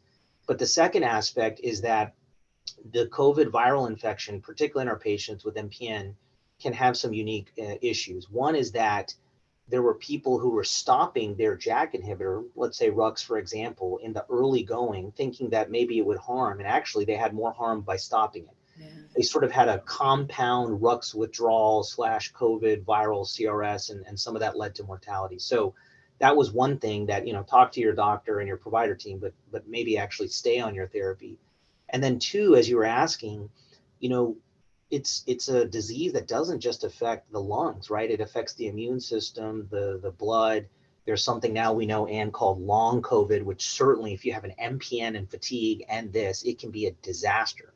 So yes, absolutely, it can make things worse for our patients. So if you have COVID, you want to let your team know, see if you qualify for any of the therapies, which are, I know those are confusing and changing over time. Make sure that if you can be vaccinated, if it's safe in your case and all of that stuff, be on top of that with your provider team. But certainly it's caused actually a lot of difficulty for our patients because the reserve that you have going into the COVID infection, that can determine your outcomes both in the short term and for the long term. And many of our patients don't have the reserve that they had before. So I think that's the big issue for us. Absolutely. And then now people are getting their second and third bouts, Anne, and that's becoming treacherous. Mallory and I, knock on wood, have yet to have COVID, and wow, right. we've worked very closely together for quite a few years now, and but we're very careful. But anyway, we actually, there is somebody in our fold, an MPN doc who does have long COVID. She does not have an MPN, but had quite a long haul of issues, and we're happy to say that this person is back to work and doing pretty well. So this question comes up often, and we have a few more minutes with you. And I wanted to ask, can you describe the difference between ET and PV? A lot of our patients ask that because sometimes there are patients that are both. They say, I'm both. What does that mean? Oh, I like it. I do have several patients like this. Yeah, so the three keys, let's say, for ET and PV. So essential thrombocytosis usually really is restricted to the name, which is isolated elevated platelet count. You should rule out CML in patients where you're meeting for the first time, chronic myeloid leukemia. And that's simple nowadays with the BCR-ABL, as you know. So that was sort of the Philadelphia positive MPN versus Philadelphia negative. We've gone away from that terminology. So CML can also present with an isolated platelet. So rule that out. Now you have ET. You've ruled out secondary causes, iron deficiency anemia, autoimmune disease, thyroid. ET is usually an issue of megakaryocytes. Those are the mother cells to the platelets. You have this isolated elevated platelets and usually little to no fibrosis. Okay, so that's a fairly straightforward. And as we mentioned, 90% of the patients will have JAK2, MPL, or CALR. Man, PV though is quite different, team. PV is usually all three cell lines. So what we call trilineage hematopoiesis. So not just the hematocrit, as you know, but also the white cells and the platelets. Usually all three are elevated. Pan-myelosis, as we call it, on the bone marrow. You have almost zero or low normal EPO levels, meaning that these colonies are growing without the influence of the blood growth factor. And then almost all these patients, the most important one is that they're always JAK2 mutation positive, whether it's the V617F or the much more rare exon 12.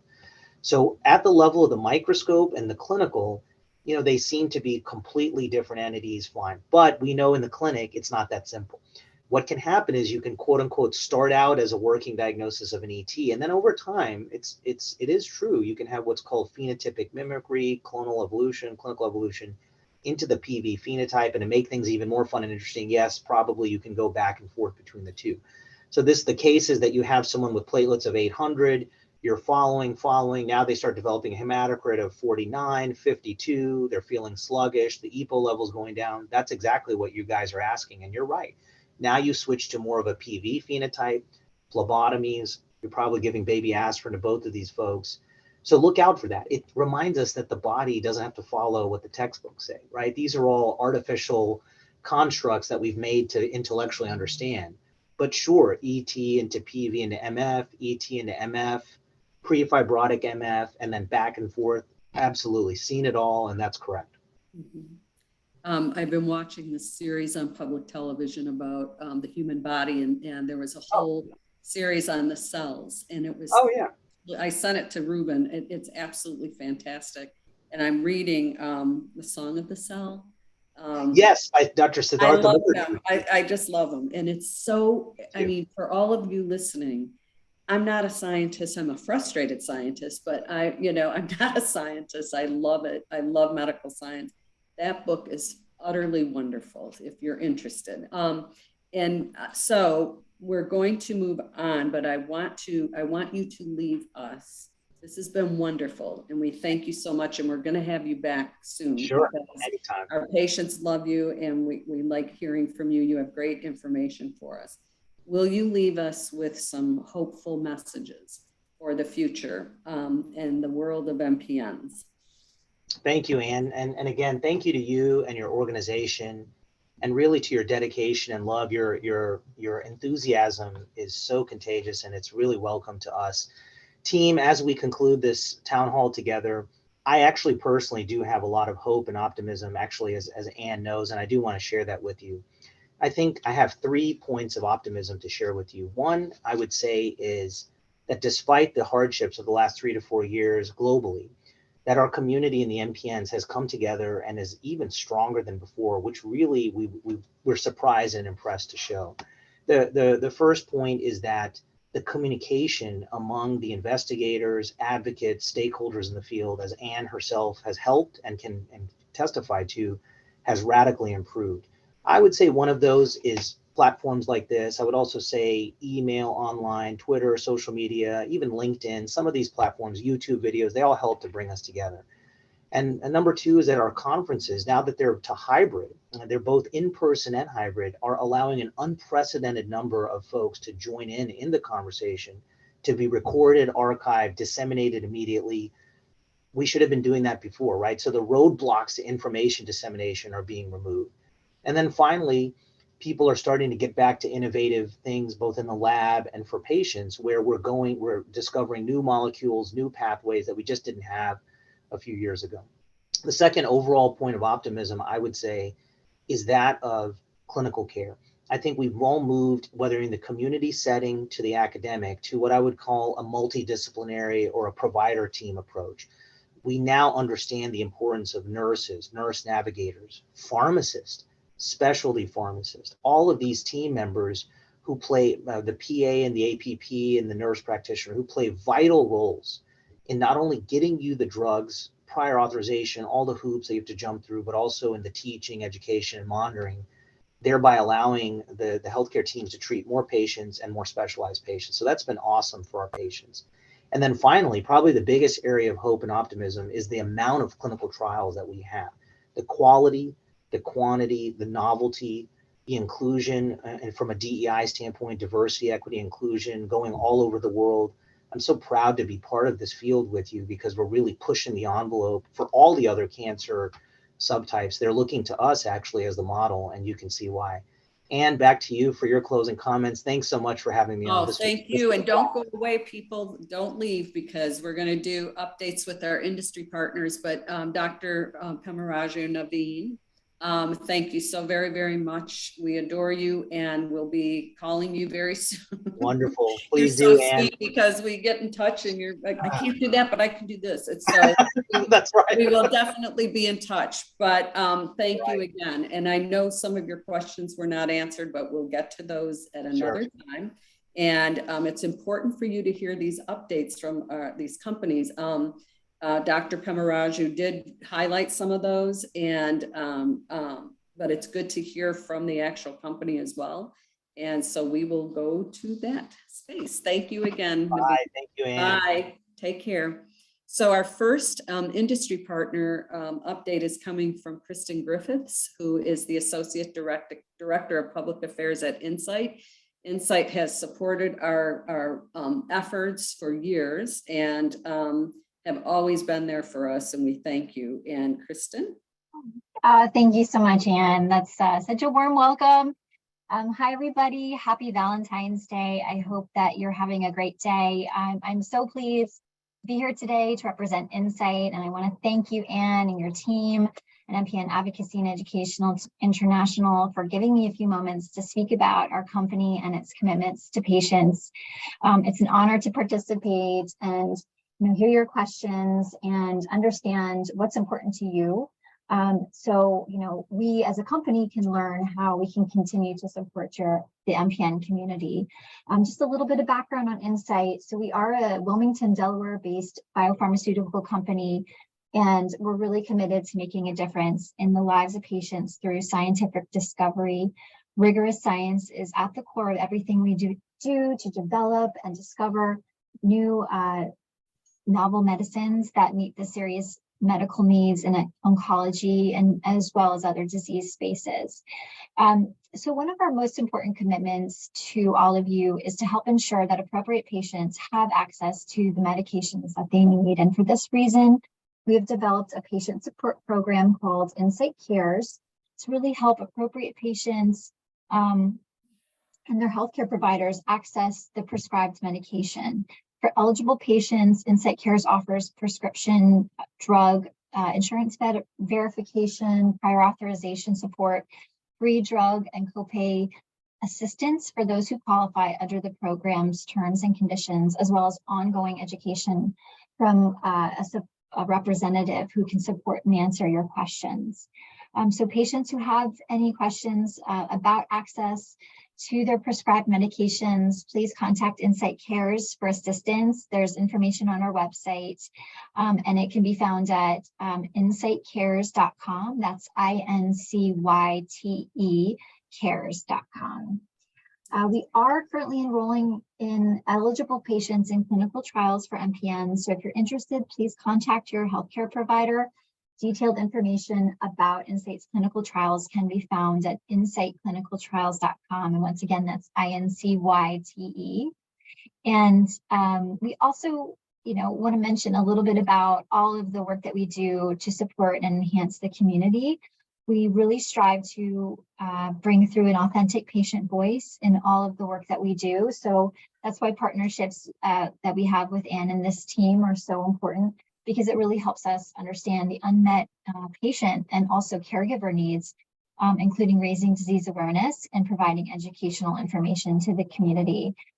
We have information called Voices of MP on a website called voicesofmpn.com, where we provide information, patient stories, access to information about our community events, such as Facebook Lives, patient meetings, podcasts, as well as a symptom tracker. We have this new symptom tracker now available. It's can be found on the Apple App Store as well as Google Play, and it's great for tracking your symptoms, which is really important for you. So in closing, we really believe that industry and patient groups can find a common ground to develop and collaborate partnerships resulting in meaningful activities. So I just want to say thanks again. This really, this work allows Insight to use our resources to help improve, patient lives and individuals who are impacted in the diseases in which we work. So thanks again, Ann. Thank you, Kristen. Really appreciate it. Thank you. And now we'll move on to AbbVie, who is another industry partner. And I will attempt your last name, but Virginia. That's okay. I get it all the time. I'm sorry. Tejero. Oh, I love it. Tejero. Okay. Who is the Associate Science Director at AbbVie. They have also been great partners with us over the years, and we're happy to have you here with us. Thank you so much, Anne, and MPN Advocacy and Education International for allowing me to discuss AbbVie's clinical myelofibrosis program today. My name is Virginia Tejero. I'm an Associate Scientific Director in U.S. Medical Affairs at AbbVie. AbbVie is a global pharmaceutical company and a leader in the transformation of care for patients with blood cancers. We are striving to advance standards of care and bring transformative treatment options to patients, including those with myelofibrosis. We are currently evaluating navitoclax in myelofibrosis, but please note navitoclax is an investigational agent and not currently FDA approved. Safety and efficacy are still under evaluation. So navitoclax is a first-in-class oral small molecule that binds to two proteins called BCL-XL and BCL-2. BCL-2 and BCL-XL are pro-survival proteins that prevent cells from dying. So cancer cells can hijack the machinery that makes these survival proteins to keep themselves alive. So navitoclax binds to BCL-XL, which can cause myelofibrosis cells to die. So JAK inhibitors shut off the pathway that increases production of BCL-XL, making myelofibrosis cells susceptible to BCL-XL inhibition. So given the results seen in the phase 2 REFINE study, AbbVie has proceeded with 2 phase 3 studies in the fall of 2020, both evaluating the combination of navitoclax and ruxolitinib in myelofibrosis in a larger patient set. The first study, TRANSFORM-1, includes patients with myelofibrosis who have not received prior treatment with a JAK inhibitor and is evaluating the safety and efficacy of navitoclax combined with ruxolitinib versus matching placebo and ruxolitinib. Eligible patients include those who are intermediate 2 or high risk, have palpable spleens, have platelets above 100,000 per microliter, and must not be eligible for stem cell transplant. This is a double-blinded study, and patients will be randomized to either arm, so you have an equal chance of receiving either therapy. The second phase 3 study, TRANSFORM-2, is another phase 3 trial that includes patients with myelofibrosis who have worsening disease as evidenced by an enlarged spleen and symptoms despite previous or current treatment with a JAK2 inhibitor. TRANSFORM-2 is an open label study, meaning that patients and investigators will know what agent they are receiving and will evaluate combination of navitoclax and ruxolitinib versus the best available therapy, which is at the discretion of the physician and could include ruxolitinib, fedratinib, among other options. We currently have 30 plus sites across the US for each study. AbbVie also currently has a phase 1 open label study evaluating navitoclax monotherapy and in combination with ruxolitinib in myeloproliferative neoplasms. Participants must have MF, ET, PV, or CMML requiring treatment and have either failed, be intolerant to at least one prior therapy, or who refuse standard therapy. So parts 3 and 4 of the study specifically is with navitoclax monotherapy and evaluates the impact of navitoclax on a patient's QTc, a measurement on an EKG, as well as its impact on drug-to-drug interactions. You can find more information regarding the ongoing studies at myelofibrosisresearch.com. The site includes further information about each study, a questionnaire to determine if you might be eligible to participate, and a map of current site locations. So thank you very much for your time. That was great. Thank you very much. So we'll move on to GSK and Lori Wilcoxon, who is the patient engagement liaison. There you are, Lori. Hi. Hello, hello. So hello and good morning, good afternoon. Happy Valentine's Day to all of you that joined today. So yes, I am Lori Wilcoxon. I'm a patient engagement liaison with GSK Oncology. So it's an honor for me to be here with you all today and speak with you and provide you a little bit of information regarding the updates with GSK Oncology. So just in getting started here, GSK is a global biopharma company with a purpose to unite science, technology, and talent to get ahead of disease together. So GSK is focused on maximizing patient survival through transformational medicines. The focus includes immuno-oncology, cell therapy, tumor cell targeting therapies, and synthetic lethality. Our goal is to achieve a sustainable flow of new treatments based on a diversified portfolio of investigational medicines utilizing modalities such as small molecules, antibody drug conjugates, and cell therapy, either alone or in combination. In July of 2022, GSK completed the acquisition of Sierra Oncology. Sierra Oncology is a California-based biopharmaceutical company focused on targeted therapies for the treatment of rare forms of cancer. The acquisition of Sierra Oncology includes momelotinib, a late-stage potential new medicine with a unique dual mechanism of action that may address the critical unmet medical needs of myelofibrosis patients with anemia. In August of 2022, GSK announced that the FDA accepted the new drug application for momelotinib.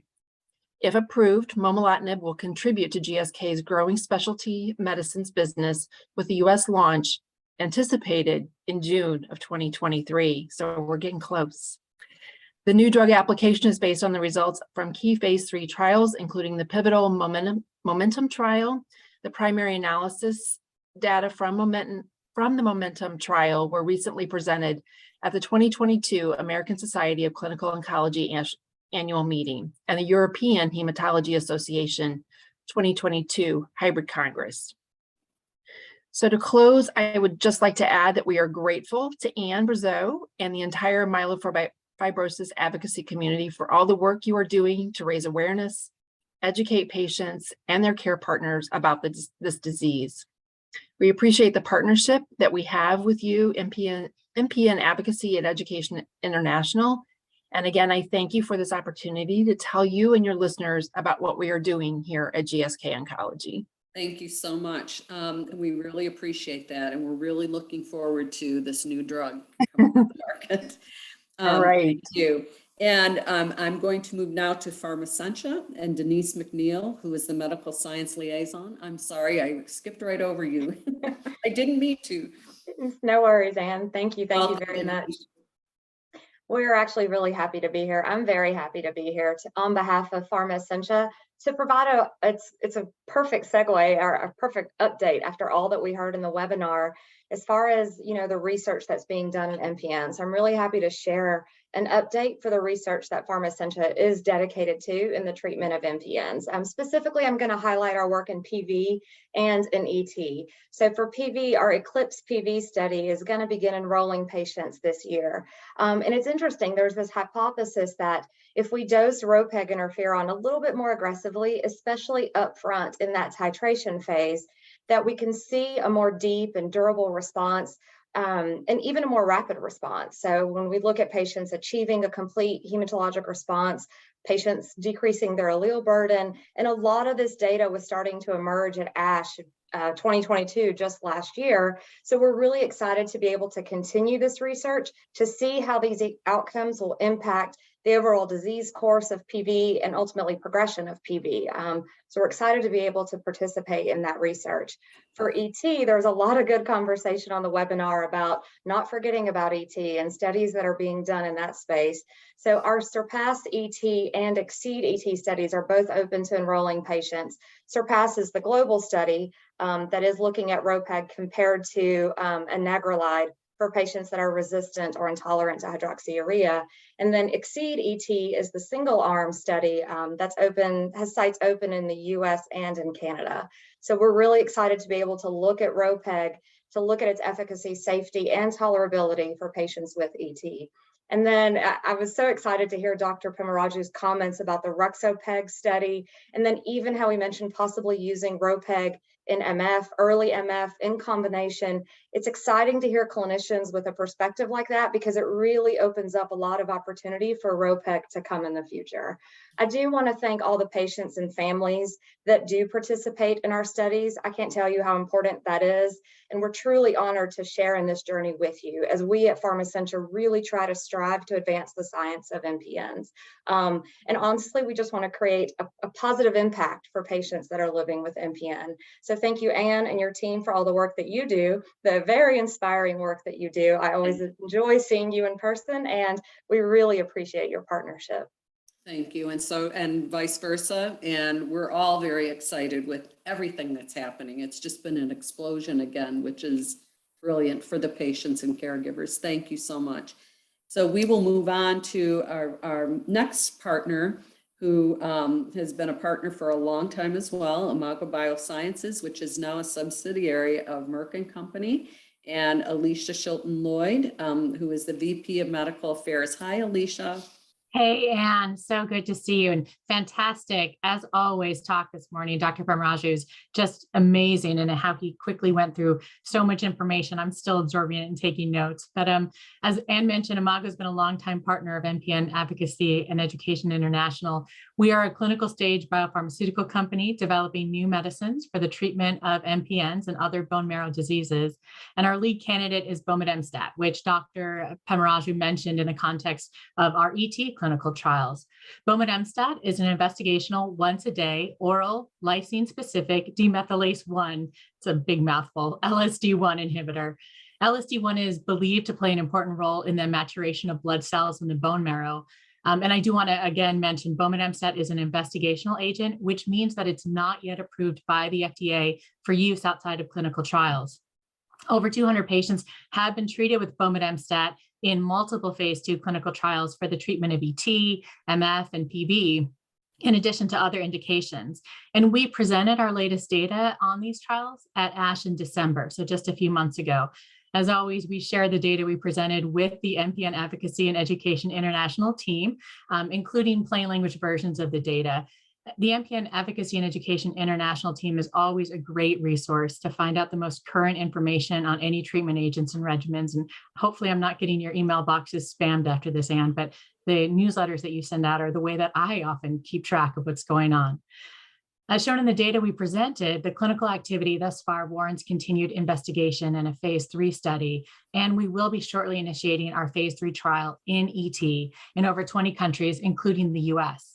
I also want to highlight another study that we've just initiated, a phase 2 trial in PV in the US, UK, and Australia, and we have 10 sites in the US. We at Imago and the doctors and patient participants that we've partnered with in our trials aren't the only ones excited about the data we've seen so far.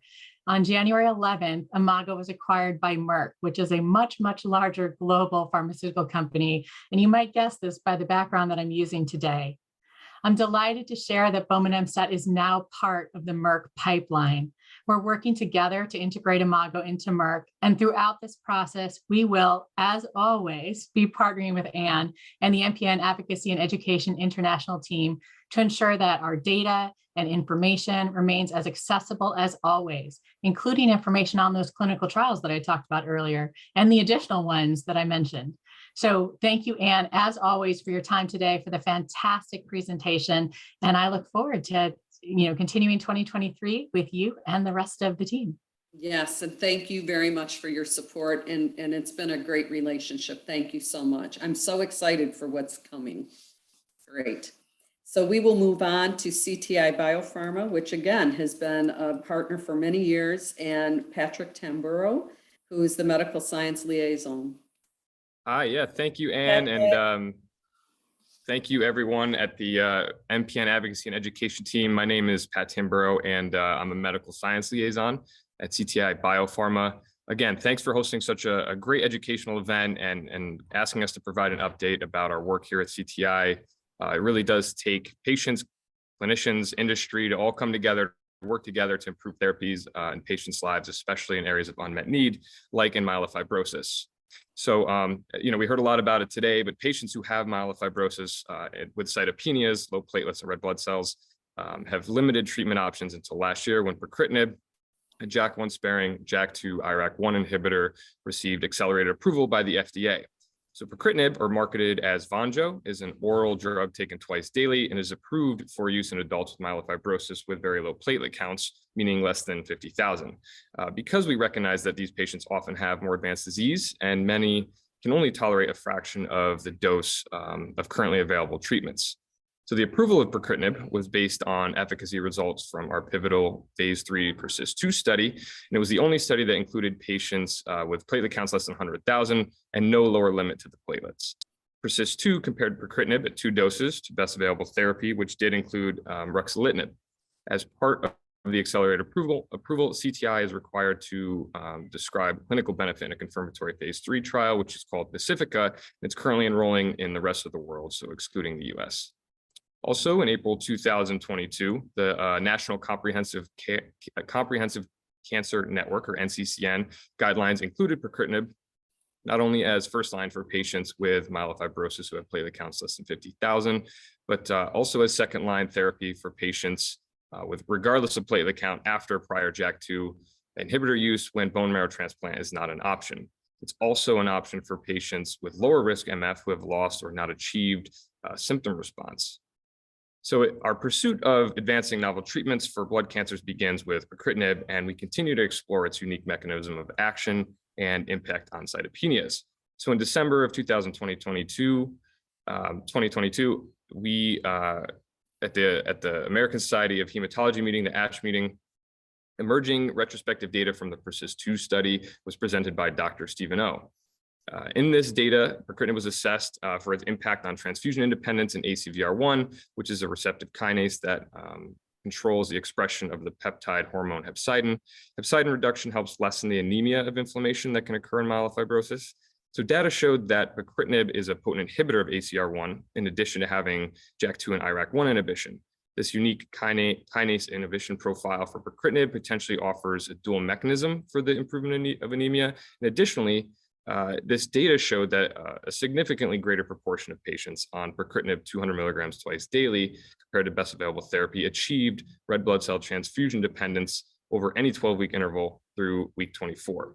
Also, the percentage of patients who achieved a 50% reduction or greater in transfusion rate over any 12-week interval was significantly higher on pacritinib as compared to best available therapy. So these preclinical and clinical data suggest an important role for pacritinib in addressing anemia in patients with cytopenic myelofibrosis. And to close things out, I just want to mention that CTI is committed to ensuring that eligible patients can access pacritinib through a comprehensive patient support program called CTI Access. The website for CTI Access is ctiaccess.com. And there's also a phone number there, so you can call 888-CTI-4U. That's FOR letter U. And I just want to say again, our team is very enthusiastic for our partnership with MPN Advocacy and Education International. So thank you again, Anne and Mallory, and to Dr. Pemmaraju, to all the other pharmaceutical colleagues here, and of course, most importantly, the patients and caregivers. And we continue to support rigorous science and data that will bring much needed treatment options to patients. So thanks again. Yeah, thanks, Pat. We really appreciate it. And looking forward to good news. I mean, it just continues with everyone here. So thank you so much. And now we will move on to MorphoSys, who has been a newer partner over the last few years, but nonetheless a great partner. And I'd like to introduce Elsa Levita. I love your name. I always tell you that, who is the Director of Patient Advocacy. Elsa? Hi, Anne, and thank you. So good morning, good afternoon. As Anne said, I'm Elsa Levita. I'm Director of Patient Advocacy at MorphoSys, and it is a pleasure to be here today. Thank you to Anne and her team for your partnership and the opportunity to be here today to listen and learn. As a way of background, MorphoSys began as a research and development technology provider over 30 years ago in Germany, and today we've evolved to a fully integrated commercial stage biopharmaceutical Munich, Germany, and Boston, Massachusetts, and we're focused on the development and delivery of innovative cancer medicines. As this audience knows all too well, the burden of cancer is vast on patients, loved ones, and their healthcare providers, but so are our aspirations to redefine how the disease. MorphoSys' pipeline. You're fading in and out a little bit. Oh, okay. Our pipeline consists of innovative investigational cancer medicines in mid and late stage development. This includes pelabresib, our investigational BET inhibitor, currently being explored as a first-line treatment option or the first phase of treatment for people living with myelofibrosis in phase 2 and phase 3 clinical trials called Manifest and Manifest-2. Please visit clinicaltrials.gov for more information on the Manifest-2 clinical trial. Pelabresib is an orally administered small molecule, or in plain terms, a pill, designed to inhibit the activity of a family of proteins called BET proteins, which contribute to abnormal gene expression in myelofibrosis. Inhibiting or hindering the activity of these BET proteins represents a potential therapeutic approach to myelofibrosis. As we present new data at upcoming medical congresses on Manifest-2, we will work closely with Anne and team to ensure that regular and timely updates on our studies are shared. As a reminder, pelabresib is an investigational new drug not approved by any regulatory authority. and there's no guarantee that it will be approved. We are committed to people living with myelofibrosis who need new options in the first-line setting and beyond.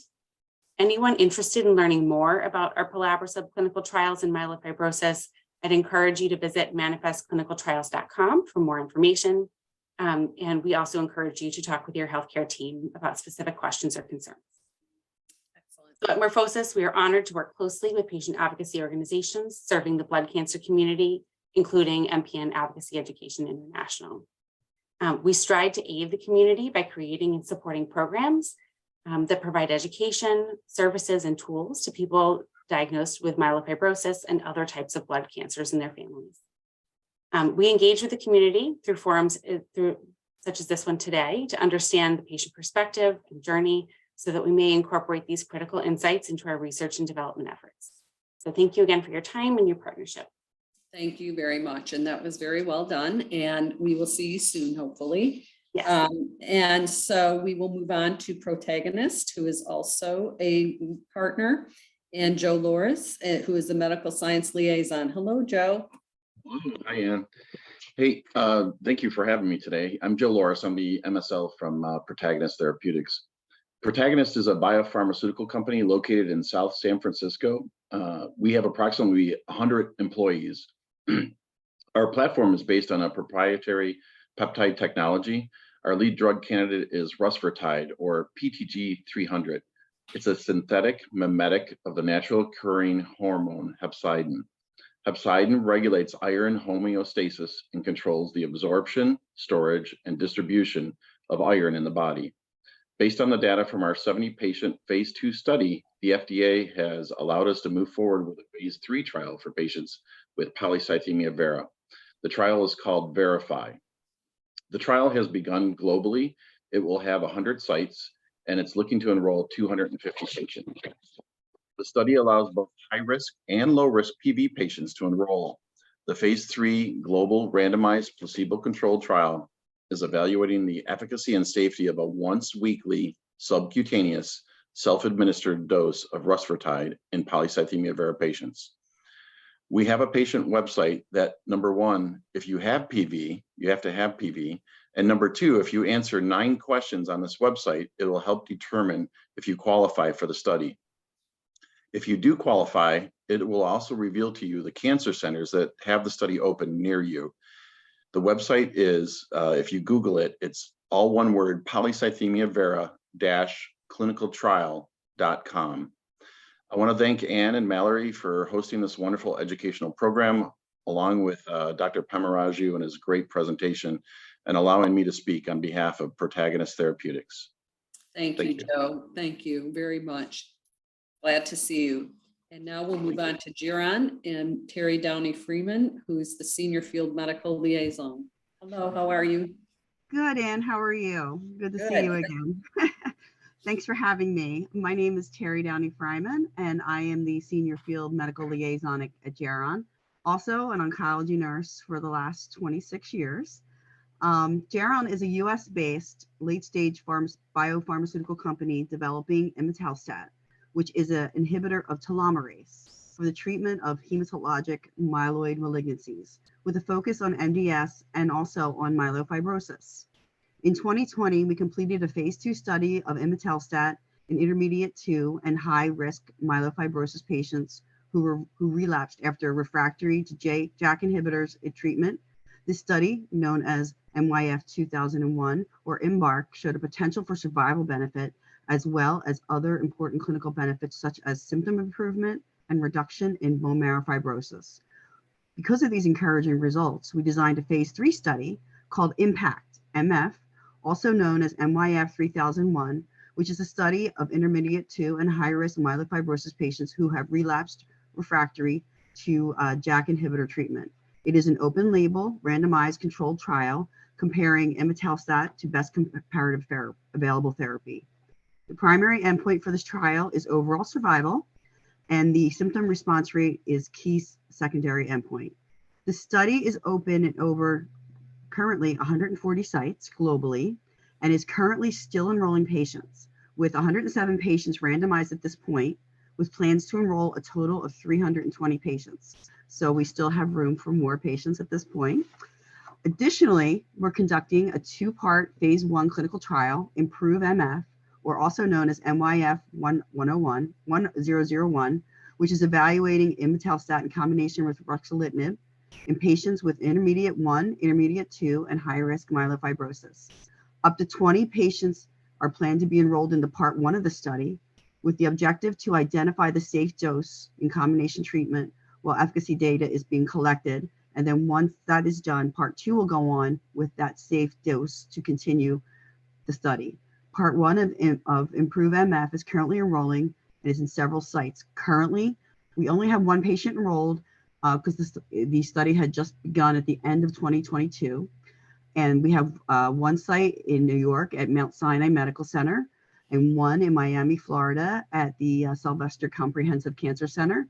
Our 3rd selected site is Moffitt Cancer Center, and that will be open by the 3rd quarter of this year. You can find additional details about our studies at Geron.com website, as well as clinicaltrials.gov. And of course, as Anne stated earlier, on her website, which is MPNadvocacy.com, where under the clinical trials tab, where you can find many clinical trials for MPN diseases.